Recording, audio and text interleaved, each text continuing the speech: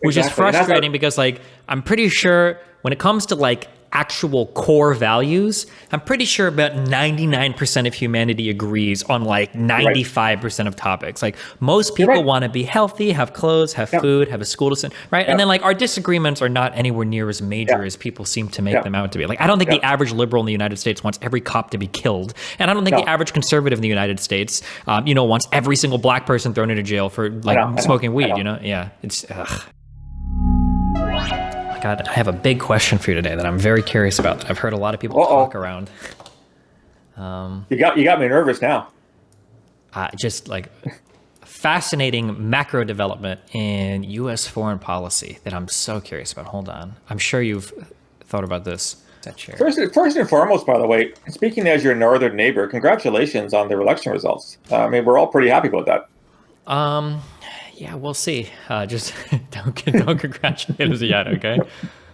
We voted him out of office. It doesn't mean we've removed him from office. Well, you have a really curious system there. You know, you've got like 2.5 months between the election and the actual taking of office by the incumbent. Yeah, actually, why does it take so long? I'm not actually sure. I was actually curious if that was the case with other countries as well. No, not at all. Do you guys in Canada, do they just leave afterwards, or? Pretty well, yeah. Once the election is held, it might be a really small sort of handover phase, but it sure as hell isn't 2.5 months. Huh. Yeah, that's really weird. I don't know why that is the case in the U.S. I'm not sure. Because it seems like, are you familiar with the term lame duck? Yeah. Yeah, it seems like it would contribute to that quite a bit. They're like, oh, well, I'm here for a few more months, but I'm out anyway. So yeah. The problem is, though, the guy that just lost isn't going to be very lame for the next 2 months. He's going to do all kinds. I mean, we're already seeing it, right? In terms of people he's firing. It just seems like he just took his old role as the firer, just to fire everybody in sight. Yeah, maybe. Hopefully that's him just being power tripping and not setting up for any kind of crazy stuff. But yeah, I guess we'll see. Okay, before we start, do you want to introduce yourself so that people have an idea of who you are and what we generally talk about? Sure. Yeah, so my name is Phil Gurski. I am Canadian. I spent more than 3 decades in security intelligence in my country, working for the Canadian counterparts of the National Security Agency and kind of like an FBI CIA hybrid called CSIS, Canadian Security Intelligence Service. Kind of a counterterrorism guy. I've written 5 books on counterterrorism around the world in the past 5 years, and so remain active monitoring, kind of what's happening on the terrorism front, who's who in the zoo, who's doing what, and what kind of progress, if any, that we're making so far. Yeah, so I know that you reached out to me to talk. There are 2 major questions that I have regarding U.S. foreign policy. I don't know if you want to start or if you want me to start or how you want to do it. Go ahead. Okay. Go ahead.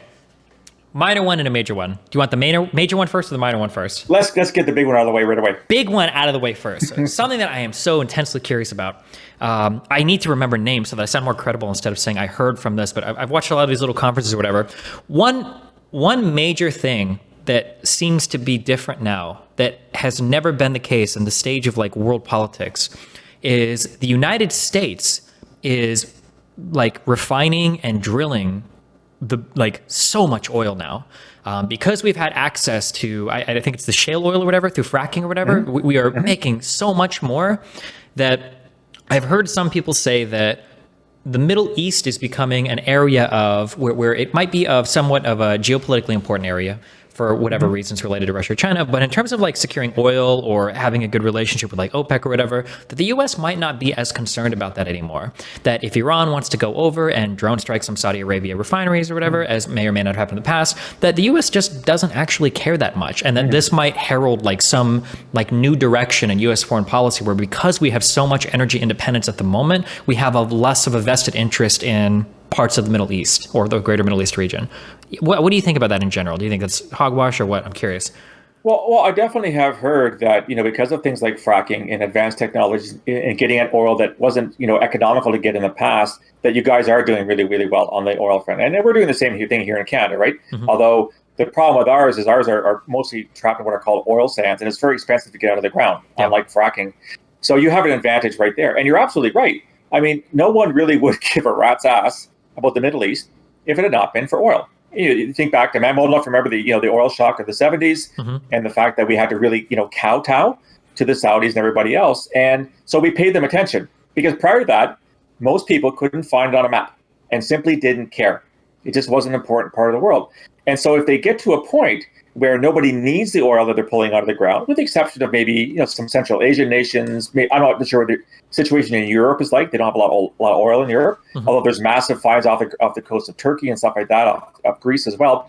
But that may take time to develop. But the fact remains is that we care about what's happening there, largely because of the fact that we needed a product that only they had in the 70s, the 80s, and 90s. And that has now changed. And the problem is, Stephen, is that the relationship that especially your country and some others that created with Saudi Arabia, beginning in the 70s, because of the fact that they could basically pump this stuff out of the ground for like a nickel a barrel, we basically bent over and took it from the Saudis, which allowed them to make a gazillion dollars and use that money to spread their intolerant, hateful version of Islam. We call it Wahhabist Islam, which is in fact sort of the fountainhead for a lot of modern Islamist extremism. People see the Saudis are our friends and allies. They're the guys that caused this in the first place. And they wouldn't have done that had they not had a gazillion dollars in the bank that they could use to send preachers and material around the world that they got from us because we bought their oil. So I would actually welcome a day in which the Middle East went back to just being another part of the planet that wasn't occupying all of our attention, and that we didn't pay an inordinate amount of time and money for it. That would be a good thing as far as I'm concerned. Yeah, okay, yeah, we're just kind of curious generally. The guy that I'm citing, and I know that he's controversial, and I need to be careful especially because my knowledge of foreign policy can be limited, so it's very easy for me to get swayed dramatically by one person, is, I don't know if you ever heard the name Peter Zilhan?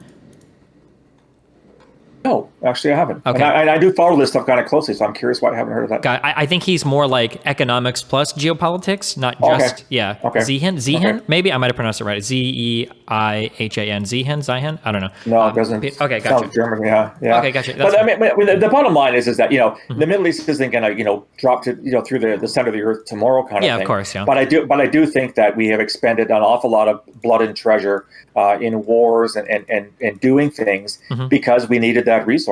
And if in part because of the American surplus in oil, and in part because of the greening of technology and the greening of energy, these guys are simply, nobody cares anymore. I can see that only being a good thing, to be perfectly honest. Yeah, and then, so my second question is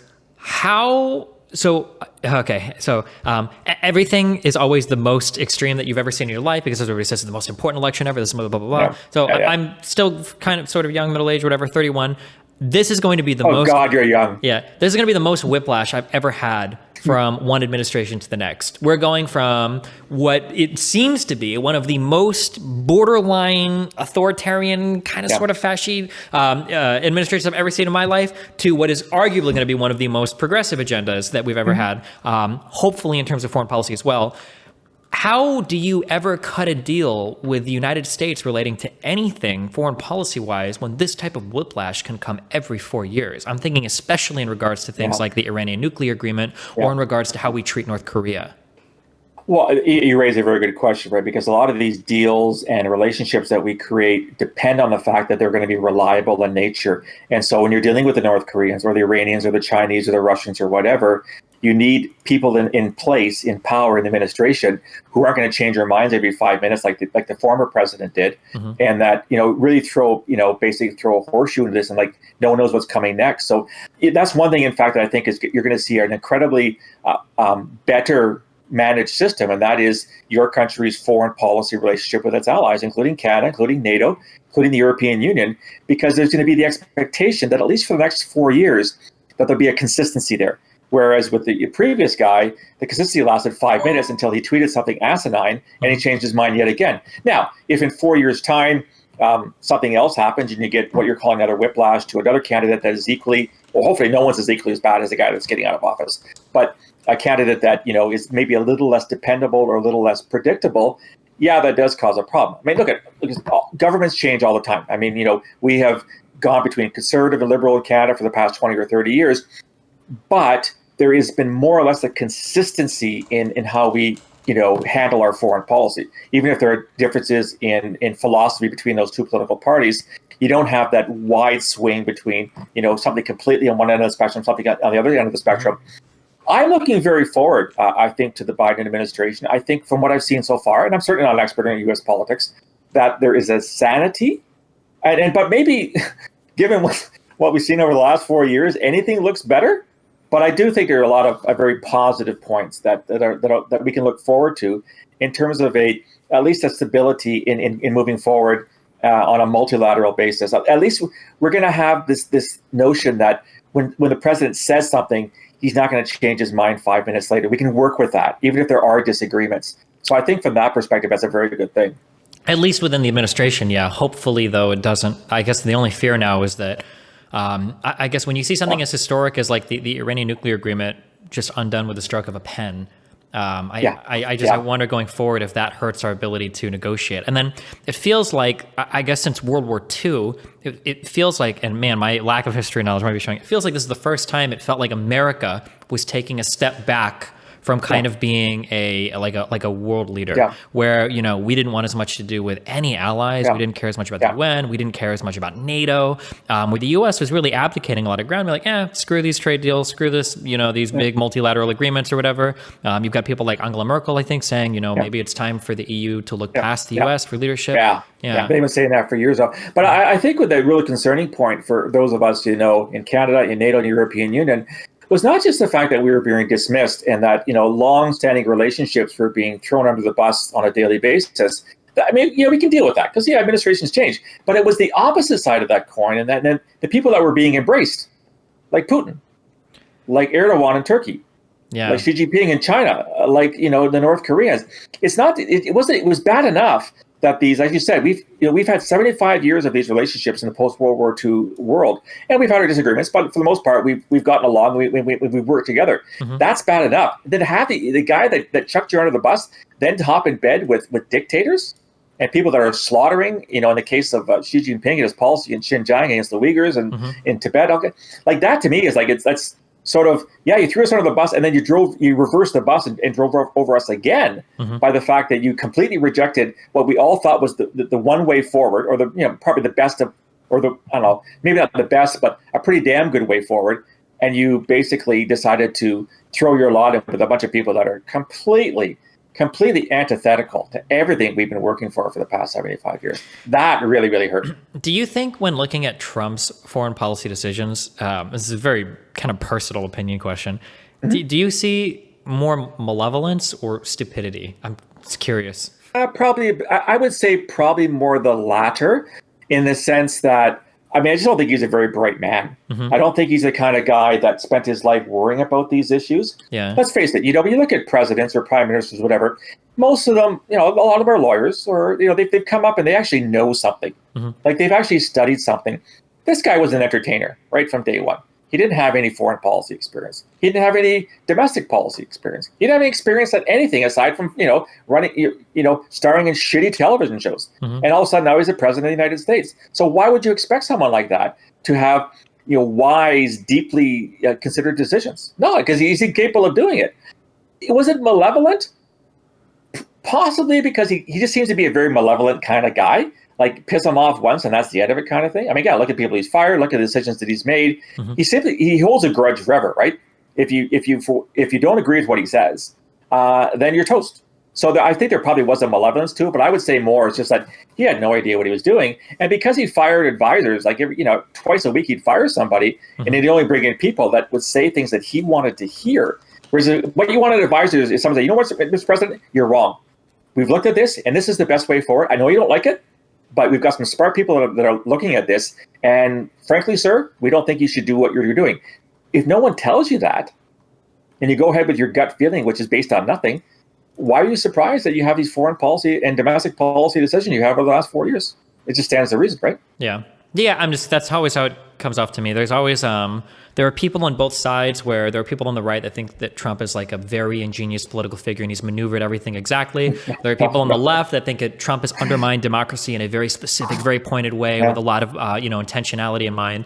But yeah, I see him as he just kind of like bumbles around and is a little bit of a selfish fuck. That's how it strikes me. And I'm not, I'm not an expert on U.S. Foreign policy, U.S. domestic policy, but as an interested observer, it just seems to me that that's what's dictating the types of things that he does. Okay, those are the two. Those are the kind of the two huge questions I had. Not too bad. I thought it'd be worse than that. Yeah, no, just kind of curious about. So we believe it or not, well, you do believe it. You're in Canada. It's probably much the same. Foreign policy, just in this part of the world, is not really something that people talk about or care about much, regardless of what's going on. Save like for major terrorist attacks. Yeah. Yep. No, you're absolutely right. I mean, elections are run on domestic policy, and the fact remains is that had it not been for COVID, and the economy had been doing better in your country, and you didn't have a million cases and 100,000 deaths, whatever it is, he probably would have been reelected. I mean, it was agonizingly close, right? Which those of us outsiders like, how is this even possible? That this election is going down to the wire. Like it shouldn't have been. We should have had like a Nixon moment in '72, where what did he win, like 50 out of the 51 states or something? The fact that it was like 50-50 is just mind-boggling. But it's because thankfully, well, this is a terrible thing to say, but the bass-backwards approach to COVID from the day one is probably one of the reasons why he lost a lot of his support. But all politics is local, they say. No one cares what happens to Tajikistan. You've got professionals to worry about that, and sometimes but your average American or Canadian can't find Tajikistan on a map. Sure. And they're not casting a vote based on Tajik politics or sure. What should we do about Azerbaijan and Armenia and the recent war over Nagorno-Karabakh? No, that doesn't win you votes. Is there a chicken in my pot? Can my kids go to school? Or is it safe to walk down the street? That's what decides who you vote for. Yeah, for sure. Do you think? I was going to mention in terms of the election being close. One thing that I do think is pretty ahistoric is the partisan divide has just gotten unbelievable. I should look it up, but I'm pretty sure Trump's approval rating is still higher than 90% among Republicans. The partisan divide right now in the United States is just unbelievable.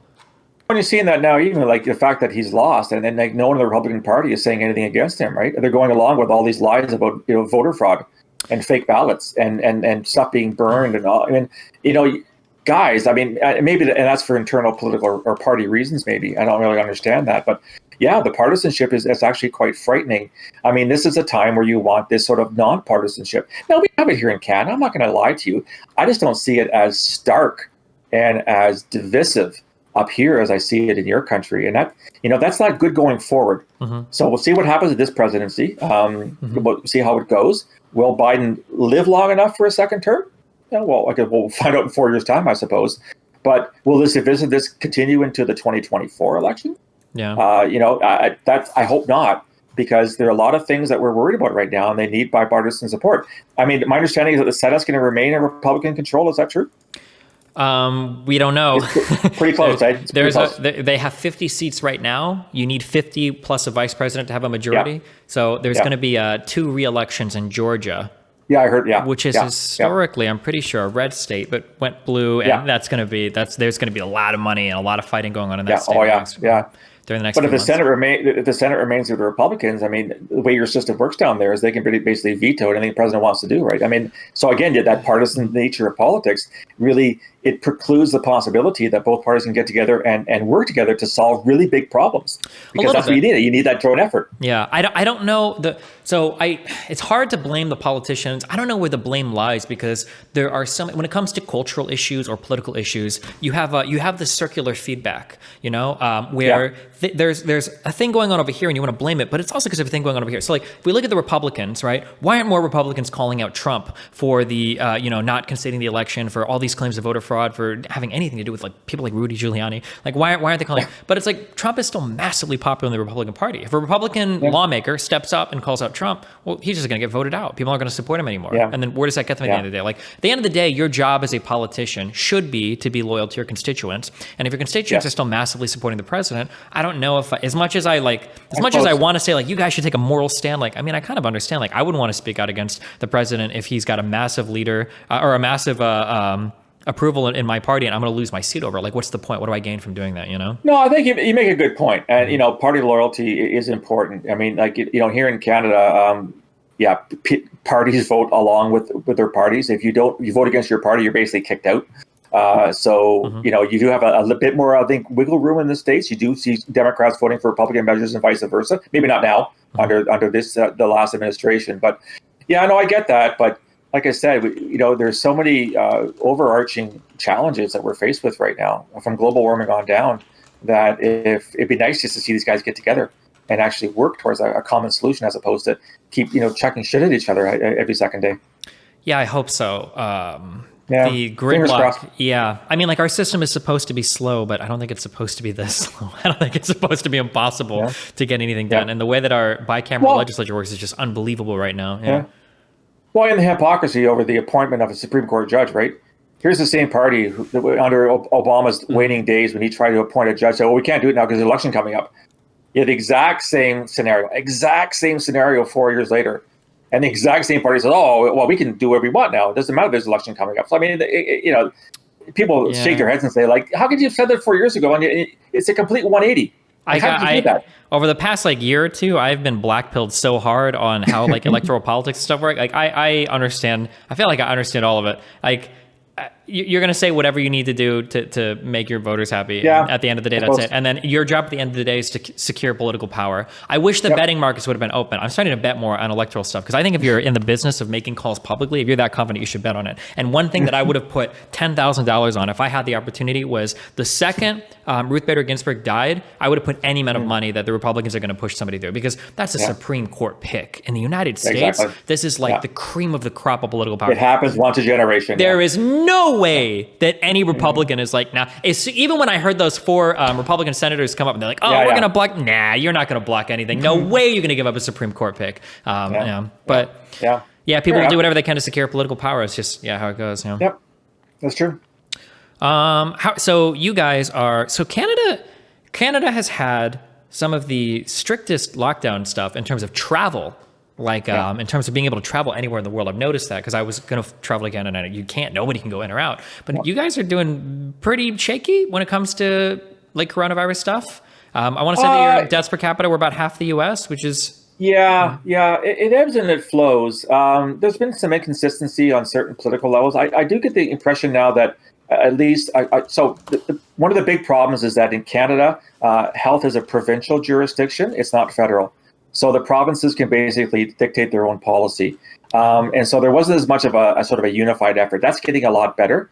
And we're getting a lot of good advice, both at the federal and provincial levels, in terms of what to do with this. You still get stupid idiots that get together, for Halloween parties or whatever kind of thing, and then spread the virus kind of thing. Overall, I think it's going better. The problem is that there's just so much information out there, and you have to pick and choose, what information really reflects. What is the infection rate? What is the lethality rate? Is it getting worse? Is it getting better? I'm seeing, worrisome headlines in the local newspaper that, this will be a bad winter.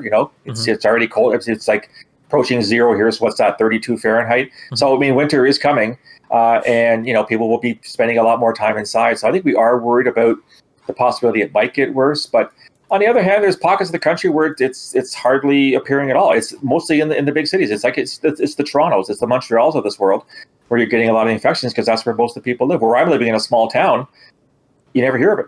Like, we take precautions, we wear masks, we wash our hands, we keep social distancing, but it simply isn't an issue in a small town where is a big issue in a big city. So it depends on where you are in the country. Well, I followed you up to that last point. In a lot of rural parts of the U.S., people don't see it, people don't get sick or whatever, but they also don't care about social distancing or whatever, because they don't see it. Yeah. See, I'm in a small town of about 5,000 people, and I can tell you categorically, everybody wears a mask at the grocery store. And everybody practices social distancing. And everybody washes their hands when they go in and they go out. Like, it's rote. You don't even think about it anymore. And we've been doing this now for 9 months. Like, we've had the anti-vaxxers and the anti-maskers and that kind of thing, but not nearly to the same extent I think that you guys have had. And no politician has said this is fake, or don't worry about it, or masks don't work, or inject Clorox into your veins or something. That hasn't happened here. That you don't see that happening here. One thing that I wish was possible in the U.S. is I wish that we could weaponize the extreme amount of pride and exceptionalism we have in our country to actually do exceptional things. I genuinely do believe that the United States had the capability to be the world leader on coronavirus related stuff. It's really crazy to me when I read about World War II, how the country was able to come together in so many amazing ways, as long as you weren't Japanese, and do a whole bunch of really amazing stuff in terms of total war effort. But wearing a mask is just too much of an ask for a lot of people that are old and like veterans. Like that's crazy to me. That blows my mind. I know. Well, so we just celebrated Remembrance Day on the 11th, right? This is your Memorial Days in May. Ours is basically, I think you call it Armistice Day or something. It's the big holiday here in Canada to recognize the Canadians who died in the wars, kind of thing. And we think back to that that effort that we all, as you said, we all got together and defeated Nazi Germany and Imperial Japan. It took us 6 years, kind of thing, and an atrocious loss of life and damage to property and everything. But we agreed that we had to work to this together, and that's, again, as you said earlier, that's been the alliance that's been carrying us forward for 75 years. And to see what's happened over the past 4 years is really criminal in nature. It was never perfect, and there always are disagreements, but at least we had a common purpose, and a common purpose was democracy. It was freedom of expression. It was freedom of worship. It was, we're going to build these liberal systems, and that's what seems to have been thrown under the bus over the past 4 years by, of all, surprise, surprise, but by of all people, the one power that kind of held it together for 75 years. And there's no question, you guys have carried the ball for far too long. A lot of countries, including my own, don't spend nearly enough on defense. We've been freeloaders for a very long time. Most of the European Union is in the exact same boat. But to see the one country that we all looked up to as sort of the one that, when at the end of the day, when you're up against the wall, who could you rely on is the United States? And we told ourselves, I'm not sure I can rely on that anymore. That really hurt. This is something that I actually get so irritated about when Trump talks about it and other people talk about like NATO or whatever, in terms of like countries freeloading or not meeting their military contribution or whatever. My understanding is NATO wasn't supposed to exist to like just make countries contribute to their military budget. NATO was like an agreement, an alliance. Like the U.S. is basically buying influence by getting people into, this North Atlantic Treaty Organization. It's not just supposed to be about having a strong military. There's supposed to be a lot more going on there, a lot more exchange going on there than just military dominance or whatever. And it seems like, at least under Trump, we totally forgot that. Like the obsession became with like countries meeting their mandatory minimum spending under NATO. The 2%, Well, another thing, of course, that has been a major contributor to our ability to maintain the system is intelligence sharing. So I come from the intelligence world, right? And the intelligence sharing we've had since the Second World War. I mean, you probably heard of the term the Five Eyes Club. That's the five Anglo powers. There's nothing like that in the history of the planet. We're five countries that are, yes, like-minded. We're all Anglophone. We have similar histories, shared intelligence of that nature so freely. Like this is the gold standard. And I'm pretty sure, I retired 5 years ago from the intelligence committee, but I'm pretty sure some of my colleagues were questioning themselves. I mean, the Americans really, do they really care about this club anymore? Like, are they going to invest in it? Are they going to keep sharing to the same extent? I'm sure they did. I'm sure it didn't collapse completely, obviously, but a lot of the assumptions that we've had is, I guess, what I'm trying to say here. The assumptions we've been going forward with for 75 years were being questioned in terms of the reliability of the single greatest power in there. And that really, really hurts, because this is important stuff. This is important stuff for all of us to agree that there is not an ideal system. Democracy is not perfect. Liberal economics is not perfect, but it's probably the best we've got. And maybe we'll get something better. Was it Churchill said that democracy is the worst system except for everything else? So let's keep working on it. But for that whole experiment to be undermined in the way it has is, let's just hope that those days are behind us, and that under the Biden administration, we're going to go back to whatever normal used to be before. This news that I was just listening to your, before we started, the idea of the vaccine. So it looks optimistic, promising. Very optimistic compared to what we thought it would be. A lot of people were saying middle next year was optimistic. So now we're looking like early 2021, right? So maybe we'll get back to whatever the normal is going to be in the post-COVID period. I mean, who knows what it's going to be? But I think with the change in administration, with the vaccine, now we can move forward together on the same joint projects with the same goals, knowing that we have an administration in place that at least gets what those questions are and is willing to work with the allies that it's had for the past 75 years. Hopefully, yeah. Yeah. One thing that I wish in the United States, I had this crazy idea that we could have two different governments, one for social issues and one for social economic issues, and then one for one for social issues and one for economic issues, and they could just be totally divorced. Because I feel like there are so many issues that we could come together on in the United States if they weren't paired with political issues. Like if wearing a mask didn't mean that you were like some cuck deep state Hillary Clinton devil Satan worshiper, I feel like everybody in the U.S. would have just done it, like no brainer. I feel like it wouldn't have been a divided issue. Or if we're talking about things like living wage or minimum wage or health healthcare. Like the fact that these get pegged onto like such hardcore political identities feels so cancerous to the conversation. Well, it's this freedom issue, right? You've got this notion that these freedoms are somehow, I don't know, they're sacrosanct, or they're above criticism, or that. So I have the freedom to do what I want means I have the freedom not to wear a mask and infect you. Well, actually, you don't. Like that's not what freedom means. Freedom doesn't mean that you can do whatever you want. And my grandfather ends up dying because he's compromised in terms of his immunity system. That's not what my father and my uncles fought for in World War II, for the ability for every asshole to say, I can do whatever I want. I don't give a shit what it does to you, because it's my freedom to do so. Yeah. That's quite the same thing. So I agree with you. It'd be nice if you could sort of divorce that notion of the politics of it, which I think is that political side of freedom versus what is socially responsible to do. And it's socially responsible to wear masks and socially distance and wash your hands and not cough in people's faces and recognize that this is a real thing. This is not some kind of fake thing that Hillary Clinton invented in a pizza parlor in Washington, D.C.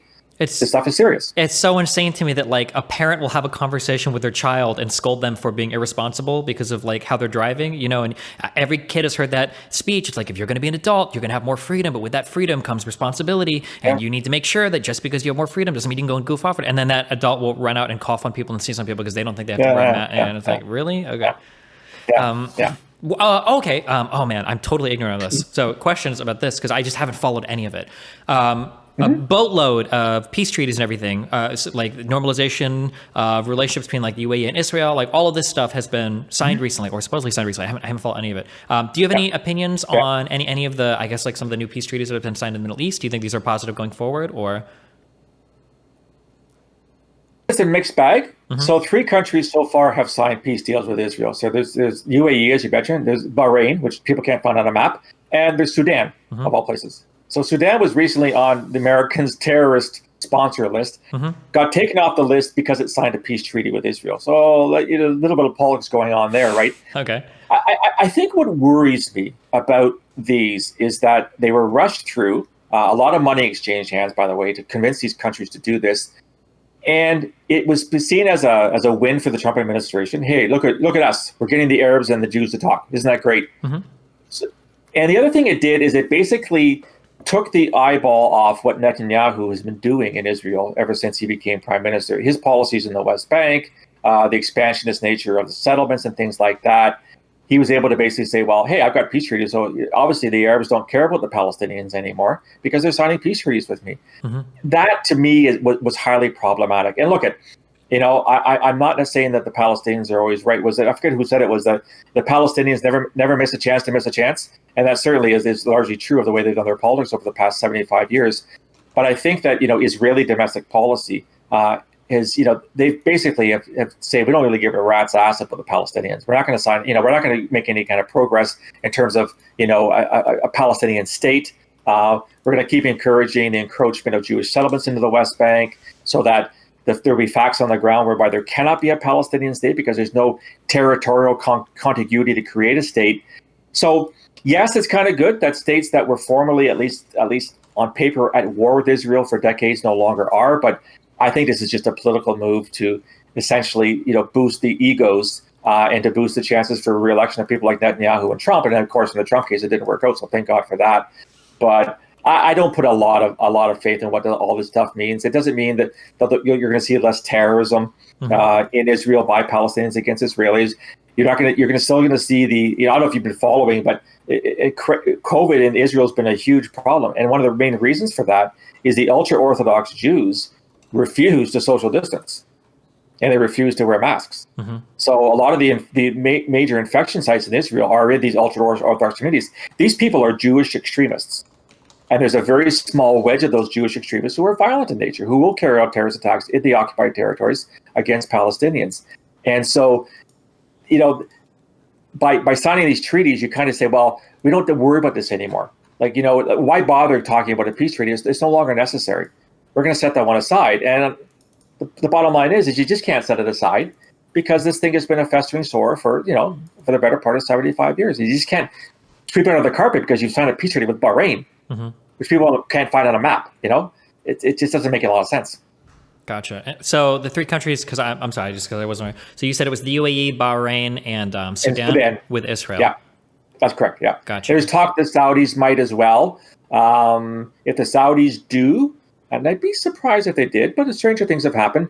Then you see a lot of the other states, maybe Oman would, and maybe Kuwait would. Although Kuwait tends to be a little bit independent in their foreign policy.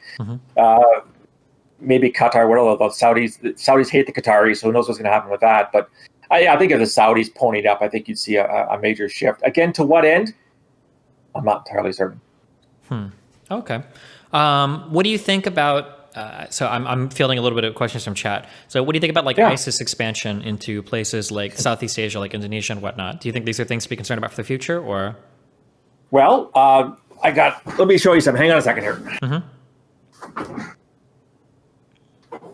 I wrote this book back in 2016 called The Lesser Jihads. It's all about the ISIS affiliates around the world. And I got bad news for your listeners. Despite the president's claim that ISIS had been defeated in 2019, it's maybe not as strong as it was back in 2014 when it created the caliphate. But I do follow news on a daily basis in that part of the world. There are daily attacks by ISIS against Iraqi and Syrian forces. There are at least 20 ISIS affiliates around the world. Some of them are very strong. I don't know if you heard the news this last week, where an ISIS affiliate in Mozambique, of all cases, on the southeast coast of Africa. Somebody in chat specifically asked about the Mozambique thing. Yeah, beheaded 50 villagers. This is an ISIS wannabe affiliate. So the affiliates are doing very well. There's an ISIS affiliate in the Democratic Republic of Congo. There's ISIS affiliates in the Sahel, in Nigeria, in Southeast Asia, in Pakistan, in Afghanistan, et cetera, one in Yemen. There's that, and then there's, with the Vienna attack last week, there's the wannabes. There's the guys that are, probably can't spell ISIS, but are doing things in ISIS's name, and then ISIS says, yeah, that was our guy. And, these guys, they didn't know this guy from Adam yesterday, but when he does something like what happened in Vienna or what happened in Nice or what happened in Paris, ISIS says, yeah, we inspired the guy to do so, and that they probably actually did through their propaganda. Bottom line is that so when we talk about terrorist groups, we used to talk about it on three different levels. There's the core, so core Al-Qaeda, core ISIS, etc. There's the affiliates. It's like ISIS in Mozambique, ISIS in Nigeria, etc. Then there's the third level, which are the kind of the lone actors, inspired the by wannabes. people. Yeah. Yeah, exactly. And the bad news is that on all three levels, Islamic State is doing very, very, very well. Where do they get their funding from now? My understanding is that initially it was funding for what? The guy who beheads a teacher in Paris, he goes into his kitchen and gets a butcher knife and he cuts the guy's head off. The kid in Vienna, he got out of jail, got access to a firearm and started shooting people. I mean, what does that cost? Yeah, so nothing, right? third tier and second tier, I can understand not requiring funding, but it seems like the core group needs some type of money to stay alive and to coordinate with large groups of people, whatever. And my understanding is that most of that money came from Syria, running those oil fields and selling it up in Turkey. It was oil fields. It was actually they did a lucrative business in stolen art. And stolen artifacts like antiquities. Okay. So obviously a lot of that's been cut off. So I don't actually know where the funding is coming from. Clearly they're able to operate on the ground. I would think that part of the equation is the fact that weapons are easy to get in that part of the world. So the weapon part, you don't have to get weapons shipped from Russia or whatever. They're basically lying on the ground to be able to use. Sure. In terms of everything else, this is one of the misnomers about terrorism. Terrorism's not expensive most of the time. 9/11 is kind of your odd person out, because 9/11 is a huge operation. What ISIS and what Islamic State's been doing over the past couple of years is something, what I call it. It's called the Nike model of terrorism. Just do it. You don't expect a check from us. Don't expect instructions from us. Don't expect guidance from us. Just do it, and pick up a knife. Get in a car, like the guys in Barcelona, driving down the street in Barcelona, taking out 20 people out for a Friday, whatever it was, evening stroll. So. Terrorism is not an expensive operation for the most part. So yes, the core guys got to figure out where the money's coming from. They're obviously getting it from somewhere because, as I said, if you read the Iraqi news or the Syrian news on a daily basis, there's at least one attack every couple of days. So clearly they're not defeated. Let's put it that way.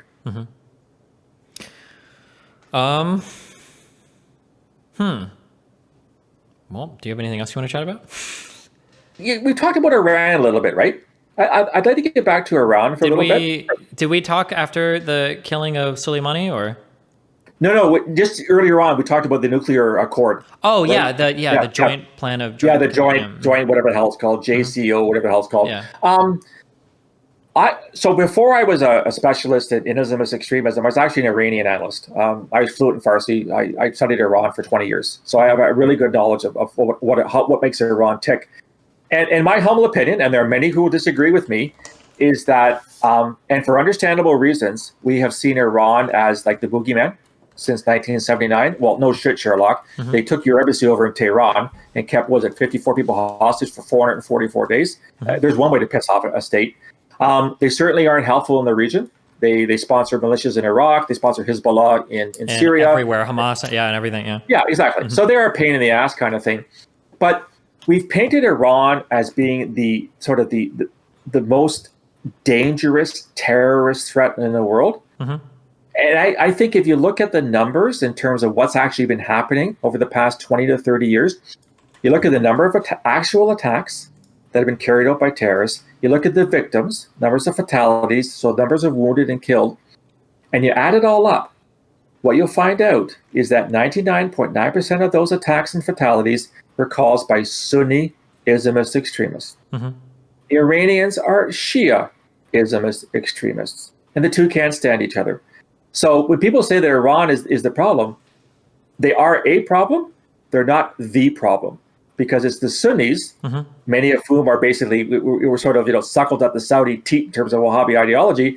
They're the terrorists that have been causing us problems for the past 40 years. And yet we paint Iran as sort of the bad man that we have to sort of corner. And again, I'm not an apologist for the Iranians. Yeah, right? There's a difference between like our publicly, what we talk about is dealing with terrorism. But in terms of the government, I don't know if the government actually cares about terrorism that much, because I don't know how much that impacts us. But geopolitically, Shia-affiliated people in the Ayatollah and all of that, people like Iran and Syria and maybe Iraq coming soon, are going to be more thorns on our side than any of the Sunnis are, right? Because we're friends with the Sunni states and we kind of like them for the most part. No, I get that. You're right. Yeah. I get that. Right. So Saudi Arabia might sponsor more terrorism, but Iran is sponsoring terrorism against states that we care about, whereas Sunni extremism, Yeah. But I do think that the nuclear accord that the Obama administration got the Iranians to sign was actually a very, very good deal. And I think when Trump threw it out on, was it day 2 of his administration, that would just spite. I mean, he was going to undo everything Obama did, right? I mean, the healthcare system, all that kind of stuff. Whatever Obama signed, Trump didn't like. So it didn't matter whether it was good or bad or indifferent. It was thrown out kind of thing. My understanding is that the Biden administration is going to renegotiate that treaty with the Iranians shortly after taking office in January. Yeah, that to me is good. I think Iran's under a lot of pressure right now. Iran has also suffered from COVID at astronomical levels on a per capita basis. So they're in a very weak position. Oh yeah, we don't talk about it, but there was a lot of their leadership, I think, or a lot of like high up people ended up getting infected and I think even dying in Iran's government. Yeah. So the time right now to negotiate with the Iranians is ripe. And I think the Biden administration gets that. So I think that the whatever the renewed accord is going to be called, what it's going to look like, will be an even better accord with the Iranians. And the first one was pretty damn good based on what. And I'm not a nuclear expert by any stretch of the imagination, but experts were saying this is a really good thing for us to do.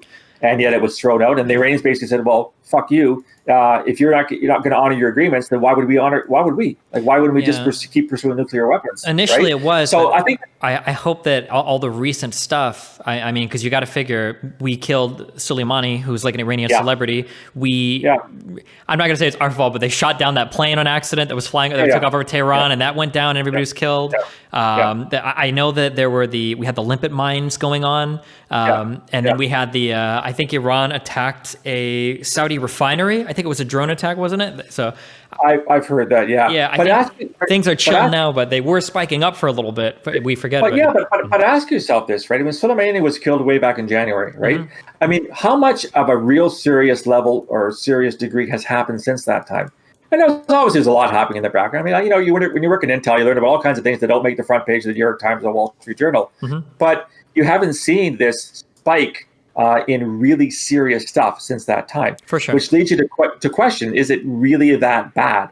And my answer is I'm not entirely certain it is. To give you an analogy, you probably read in the days following the election in November, you'd see a spike in right-wing terrorism in your country, right? All these right-wing nut jobs, the white nationalists, the white supremacists, the neo-Nazis, the blah, blah, blah, the militias, wouldn't accept the result, were convinced by their commander-in-chief that it was a stolen election, you would see a spike in violence against polling stations, whatever kind of thing. Yeah. Can you name me one single attack that's happened since the elections in your country? Nope. Nope. However, there are a few arrests. Sure, I don't know if it's for lack of desire or just for lack of resources. With maybe the coronavirus slowed everything down. I mean, I hope that what you're saying is correct. That like Iran that's just what is it, like water off the back or something? It's just whatever, and they don't care that much. It seems hard to believe, but maybe they don't, and then we can kind of move forward in a positive way. But yeah. But they're also in trouble economically, and I think that you've got the Iranians themselves would embrace a deal tomorrow. The uppity ups, the Ayatollahs would not, but the Ayatollahs reckon maybe they don't care because they're the ones that are being fed and clothed kind of thing. But the economy is in the shitter. Yeah, I've heard soon. The sanctions have a massively negative impact. Yeah, what is the motivation for the United States to engage in some type of deal with them, though, rather than wait for the country to collapse and then try to support a new leader, like almost like a coup, like supporting a new leader that seeps in instead that's more loyal to U.S. You could do that. Mm-hmm. The problem is if you wait, what if what you get in the aftermath is worse than what you have right now? Why not deal with a partner that is severely weakened and would probably sign a deal just to get some kind of relief from the sanctions and do things it wouldn't normally do? Whereas if you let things sort of happen naturally, mm-hmm. Do you have any idea who's going to come next? Is it going to be a better person? Is it going to be a worse person? I mean, I don't think we don't have crystal balls, right? And I don't think that we can rely on the fact that, well, since most Iranians want to actually mm-hmm. do a deal with the West and see the West as actually a model as opposed to their neighbors, there's no guarantee that's going to happen that way. I mean, I agree and I understand, but it seems like in the past, I mean, with people like Hussein or Gaddafi, it seems like we were willing to just kind of roll the dice on these people and see. Well, and where did that get us, right? Yeah. I mean, look at Libya right now. Uh-huh. It's a of course. shithole. Yeah. Look at Iraq's a shithole. I mean, it seems to me that there's enough of an importance around this particular deal mm-hmm. with the Iranians, and I think the Biden administration will actually go forward, mm-hmm. knowing it's negotiating from an extreme position of strength with the Iranians, mm-hmm. and that it'll get a lot of concessions from Iran that it maybe wouldn't have gotten a couple of years ago. So to me, it's you strike when the iron's hot, mm-hmm. and the iron is really, really hot in Iran right now. So I would do it if I was the Biden administration. Gotcha. Yeah, I hope so. Speaking around all of this, so one of our prime drivers in the Middle East, what do you think about Putin stepping down soon? Yeah, sure. Why not? Yeah, I mean, he's going to do that, right? I mean, we're faced with this really interesting phenomenon, and you have these leaders that have convinced themselves that their shit doesn't stink, and that no one else could do what they're doing. Mm-hmm. So Putin will be empowered to 2035, I hear, he'll be hold power. You're seeing this in a lot of African countries now in the wake of elections, mm-hmm. is that all these countries have 2-term limits, like you guys do, 2-term limits, right? Well, if this guy gets elected for the second time, all of a sudden the Constitution miraculously changes overnight, and all the term limits are thrown out. So we're at the Morales' party in Bolivia, right? Try this as well. Yeah, right? Yeah. Erdogan in Turkey. I think we're faced with this phenomenon where these strong men have this thirst and this lust for power, and there's no goddamn way they're going to give up on it. Mm-hmm. There's no way that they're going to let someone else run the show. And so, I mean, Putin's part of that. Erdogan's part of that. A lot of the African presidents / dictators are part of that. Mm-hmm. I mean, Modi in India is showing some really worrying signs of Hindu extremism. Now, albeit, I mean, India is a democracy, and they have voted him in. Just recently got reelected a vast majority. But a lot of what he's doing is raising a lot of eyebrows too, in terms of kowtowing to some really nasty Hindu terrorists and Hindu extremists in India. Mm-hmm. But that just seems to be the flavor of the day right now. Is these people they're just convinced that it's my way or the highway, and my way is the best way, and I'm not going to step down anytime soon. Mm-hmm. Okay, this guy's spamming this question a ton. How do you feel about the Hawaii? I'm butchering the pronunciation as I read this. Huawei, yeah. Executive was detained in Canada, and then the 2 Canadians that were arrested in China in retaliation for it. Yeah. Well, it's funny the question comes up because I just did a seminar or webinar this morning with somebody. We were looking at Chinese technology. Okay. There's no other easier way to say that. China is not our friend. They're not your friend. They're not our friend here in Canada. They're not our friend in the West. They are an aggressive power that is antithetical to everything that we stand for.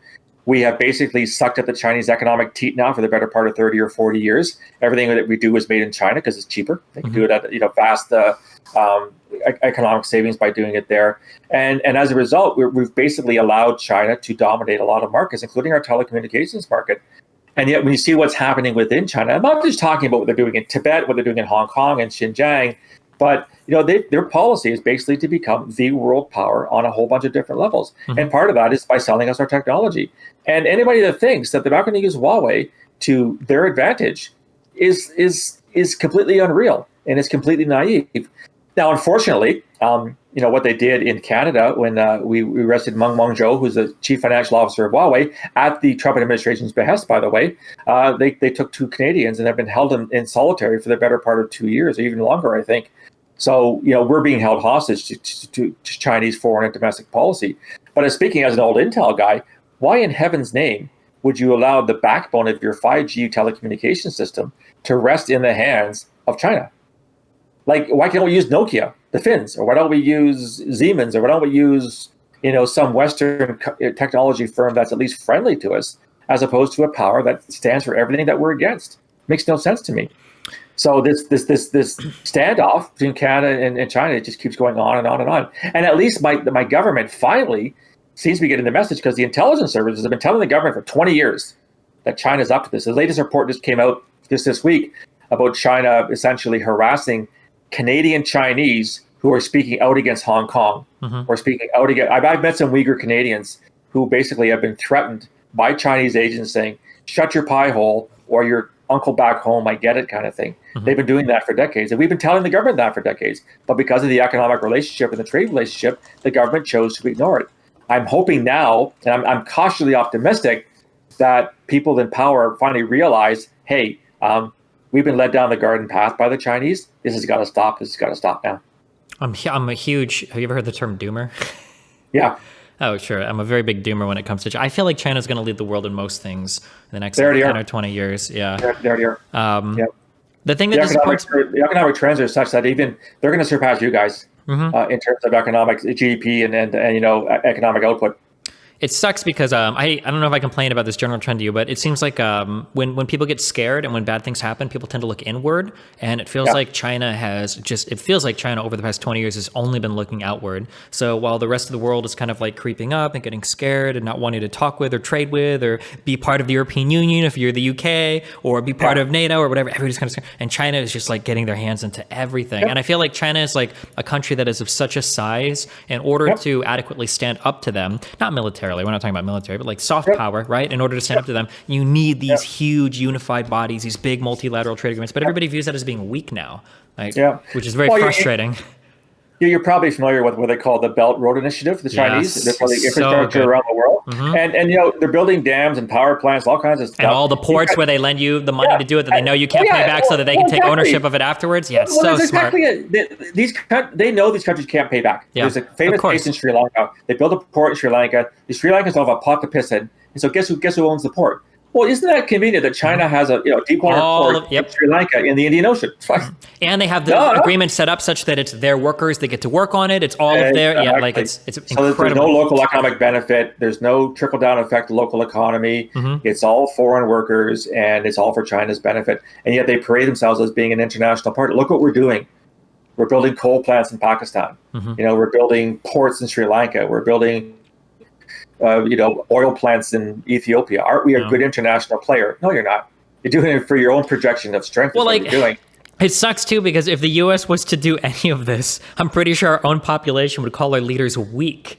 If the United States was going around lending money for people to like build ports and then they couldn't pay, we'd be like, oh, Trump would be saying like, what a bad deal. Like, we got ripped off there. They couldn't pay us back. Like, we need to leave. And it's like, it kills me. And yet we've been standing back and watching this happen. And part of it, especially over the past 4 years, has been the lack of U.S. leadership. Yeah. I mean, if you had a stronger president who actually cared about foreign relations and cared about foreign alliances, the Chinese probably would not have been aggressive. Because A, Trump seemed to have some kind of love affair with Xi Jinping in the first place, and B, he couldn't give a shit at what happens outside the borders. So China says, check mark. We can do what we want because Trump likes our leader. And secondly, he's not going to lift a finger to stop us. Now, there's been some noises recently about, maybe a little bit of pushback, but kind of 4 years too late, isn't it? Yeah. Yeah, I don't know.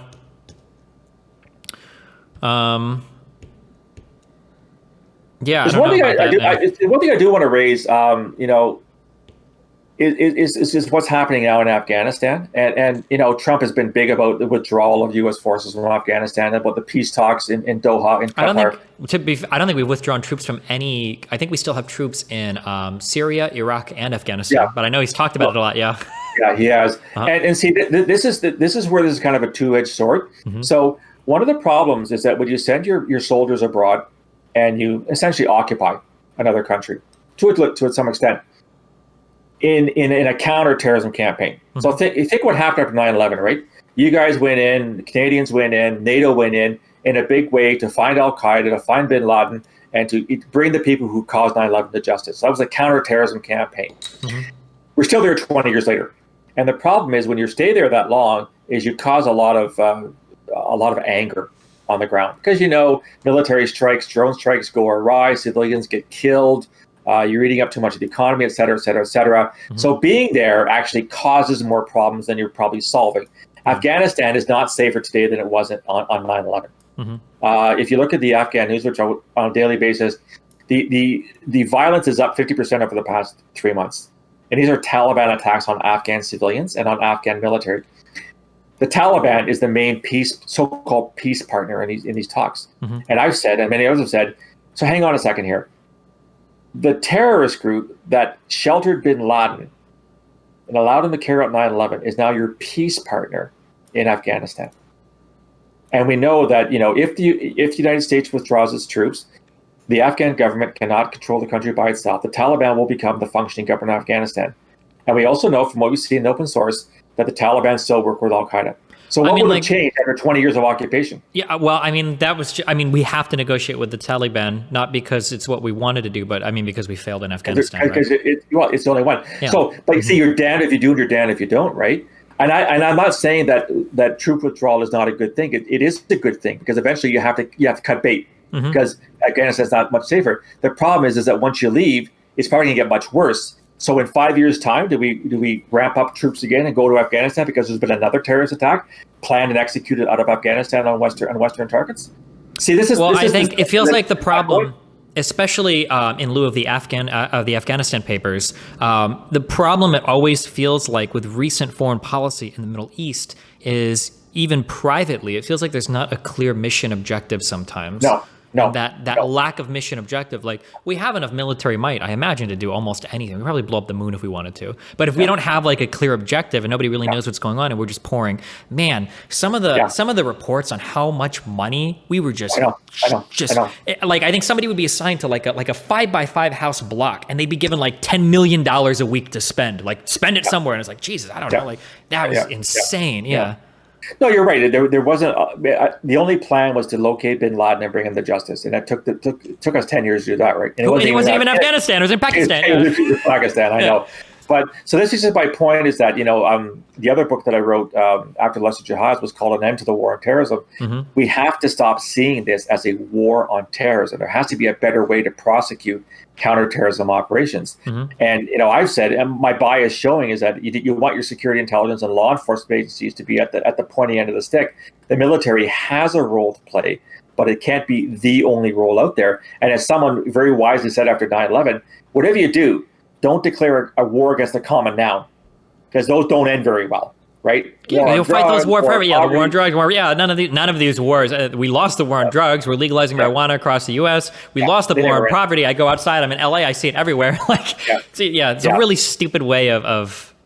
So I mean, I both understand. And I can criticize this move to withdraw troops because it really is a damned if you do and damned if you don't situation. Bottom line, Stephen, is that Afghanistan is going to remain a very, very violent place for a very long time. And it's the only country I can think of where terrorism poses an existential threat. No other country I can think of. It's larger and smaller. I'm curious, when you say terrorism poses an existential threat, do you include do you include like do you include the Taliban in that? Like, I do because they are a terrorist. Isn't it a little bit different? I might be showing my sense, but isn't the Taliban like?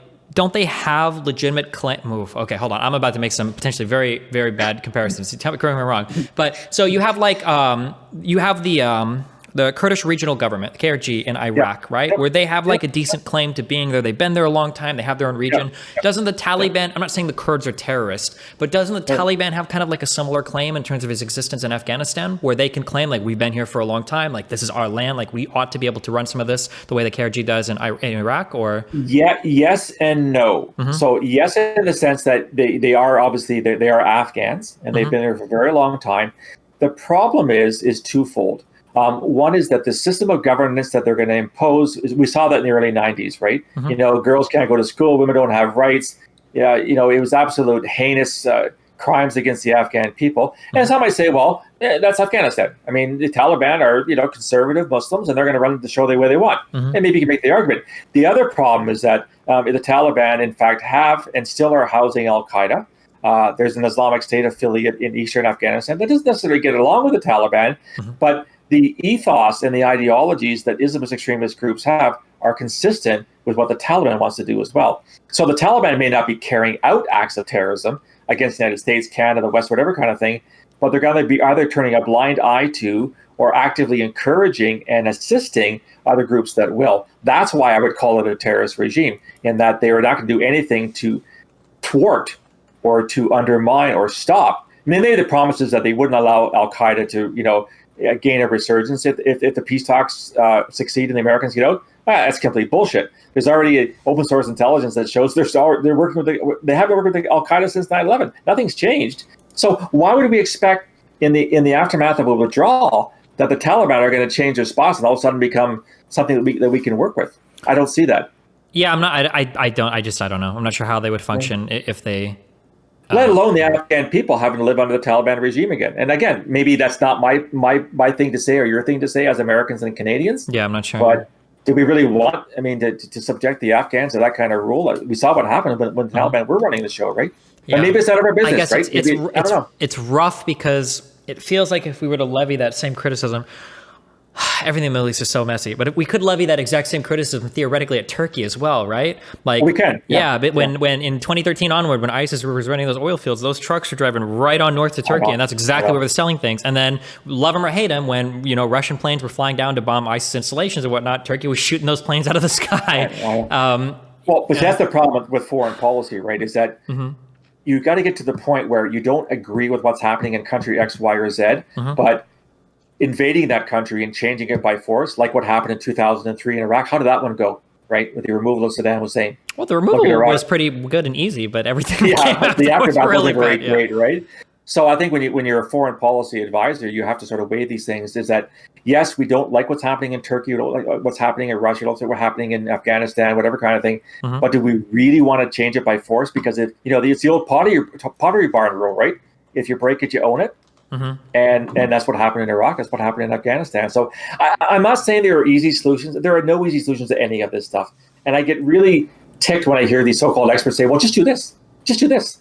No, you just can't just do this, because there are costs to this and there are repercussions to this. And all this stuff is really complicated. I mean, life is complicated. And there are a million different factors that come to play on any given thing. So I just wish we'd recognize that these things are really, really hard. And posing or proposing simplistic solutions to them never seems to work out. So maybe we should just stop doing that. Yeah. It's foreign policy is rough. Middle East sucks. That's the conclusion to our conversation, is it? Yeah. Let's see. Going forward, we've got the coronavirus vaccine, which hope to God comes out soon, because clearly we cannot manage ourselves otherwise. Do you see Macron's comments spurring on any sort of... Yeah, I'm really glad you raised that. This has been really interesting. So just to give your listeners some context, the French security services, so the domestic security service, has identified somewhere between 18 and 20,000 French citizens who they worry about. These are radicalized French citizens who have drunk the ISIS Al-Qaeda Kool-Aid. Okay, they're Islamist extremists.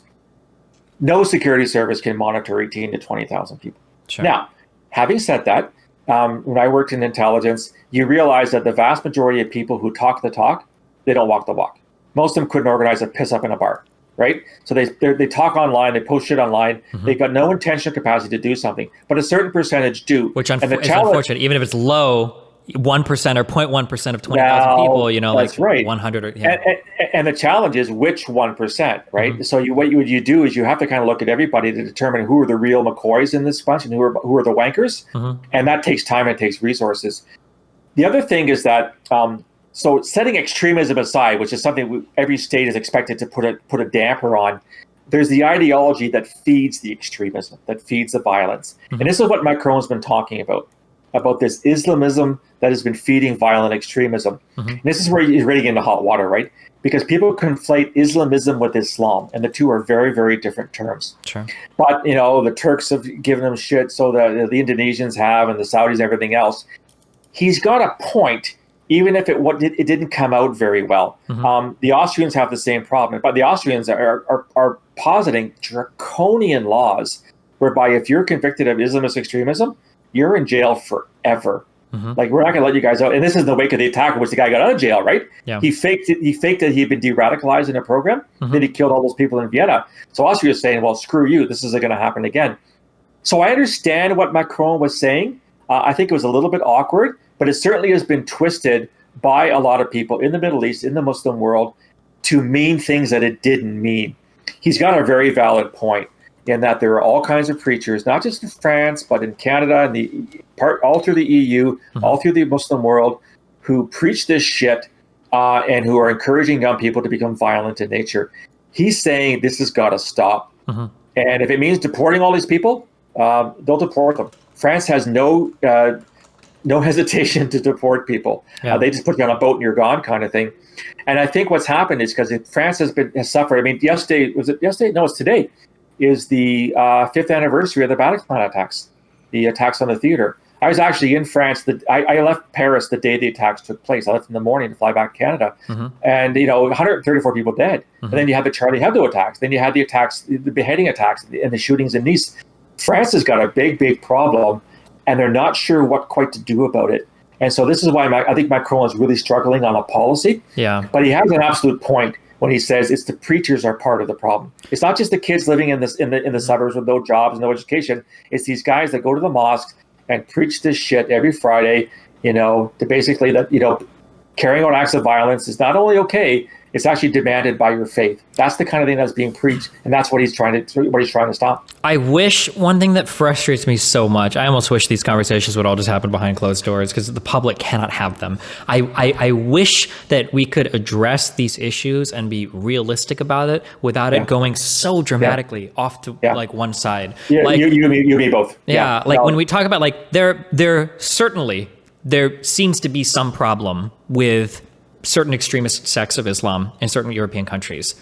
But the second you open the door to have that conversation, there are two sides that come out. Either it feels like people go too far off to the left. So like I think in Sweden, I think they stopped recording certain statistics related to crimes. And it's like, is that really the way to go forward? Where like they wouldn't record either the race or religion. It's like, really? Yeah. But then you have the other people on the right who are like, this is why we need to deport every single Muslim from all of these countries. And they're all like radical extremists. Like it reminds me like in the US, like on the left, we have, we will have people talk about like Blue Lives Matter. It's just like a bunch of conservatives that love police or whatever. Yeah. And people will say like, well, every single one of them is a white nationalist terrorist. It's like, I don't think that's really the case, And it drives me crazy how there's like, because the problem is that the correct answer like has to account for the pros and cons, right? Like we need a way to get rid of the like extremely radical mosques. We need a way to, but we also dramatically need a way to integrate these groups of people into the countries. And you can't integrate a group of people while you're constantly demonizing them and telling them like, nah, screw you guys, you're all radical extremists. Yeah, you're preaching to the choir here. My theory of life, Stephen, is very simple. Human society is pendular. We're either way out on the right, or way out on the left. We're never in the middle. In the middle is where you want to be, where you can listen to voices on both sides. You can look at the pros and cons. You can acknowledge that both sides have some valid points to make, but the resolution or the best solution is somewhere in the middle. But we're not there. And you're absolutely right. What are the voices that get heard?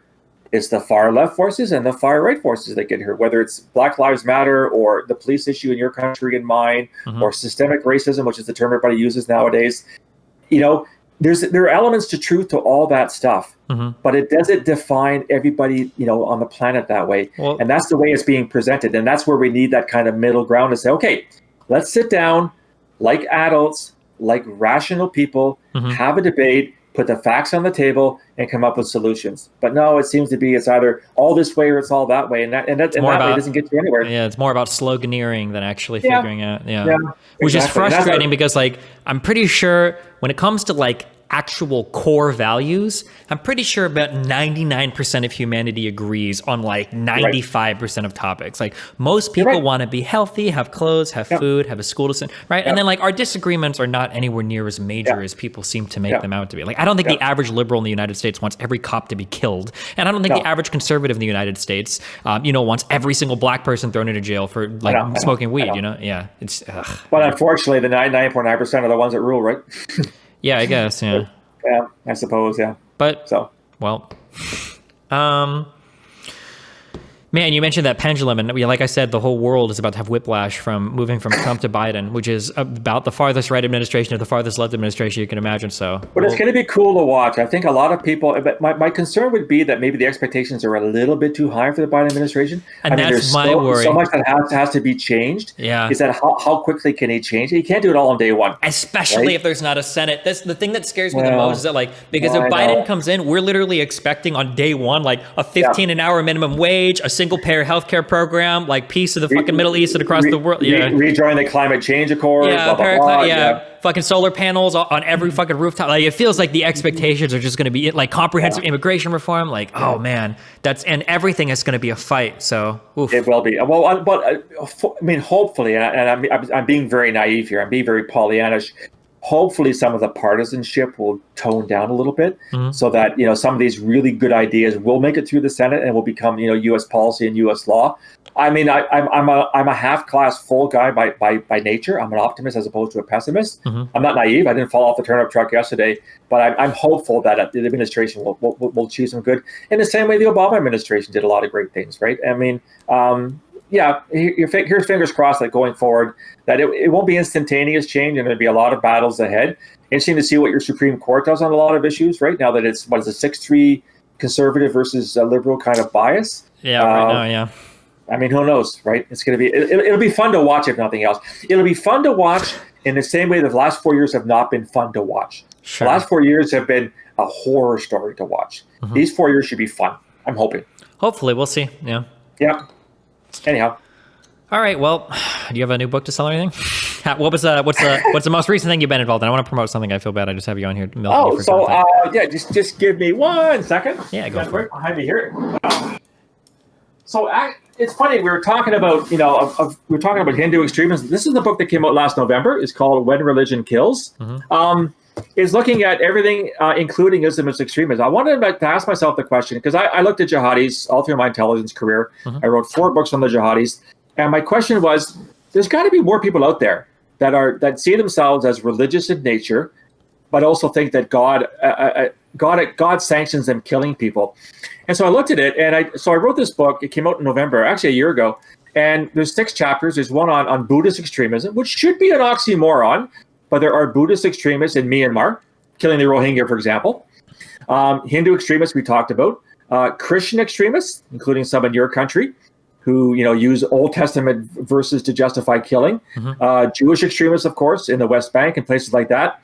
Islamist extremism, and Sikh extremism, which people keep forgetting about. But the single largest act of terrorism in history prior to 9/11 was the downing of an airliner that was taken out of the sky by 2 Canadian Sikh terrorists in 1985. So Sikh extremism hasn't gone away either. So I wanted to talk about how the fact that because people think that, was it Ann Coulter once said, not all Muslims are terrorists, but all terrorists are Muslim? Well, sounds like a very Ann Coulter thing to say. Yeah, well, she's full of shit on most things, but she was particularly full of shit on this one because not all terrorists are Muslim. There's all kinds of other terrorists. The other thing I want to leave just before we part, I'm actually just finishing up a book which is probably of less interest to most of your listeners, because I'm guessing most of your listeners are American. But I'm just finishing up a book on the history of terrorism in Canada from my country's birthday, which is 1867, to the present, looking at a variety of different terrorist movements that carried out attacks either in Canada or Canadians who went abroad to commit terrorist acts. So I'm just about finishing that book, and hopefully it will be out in early 2020. I'm probably going to self-publish, so this one might be out in early 2021. Okay. Sounds interesting. Should be cool.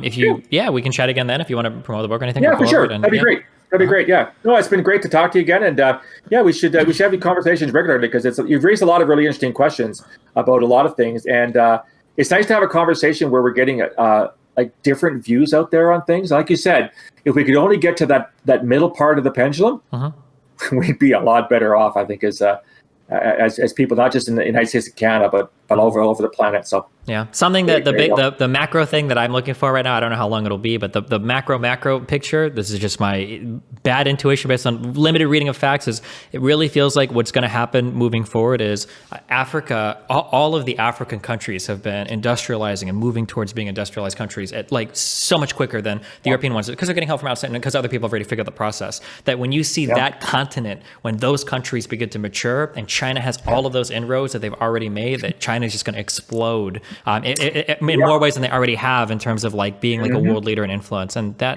I guess it watch hurts. this space. Yeah. All right. Sure. Well, thanks a lot. I really appreciate the conversation. Phil Gurski. Anytime. Do you want to link your Twitter or?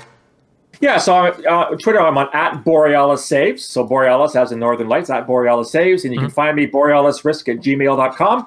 My website is borealisthreatandrisk.com. I have all my blogs and podcasts there, as well as media interviews and all kinds of interesting shit that people want to take a look at in terms of terrorism. Awesome. Cool. Well, thanks a lot. I appreciate the conversation. Okay. We'll talk soon. Take care. Have a good day. Bye. Remember to hit that like and subscribe, and don't forget the notification bell so that my videos show up right in your feed. I'm not going to worry about China. Everything is fine. No, Stanley, I am not talking about people who are conditioned to being the underclass. But the rest of us should be very afraid. I'm terrified. Good girl.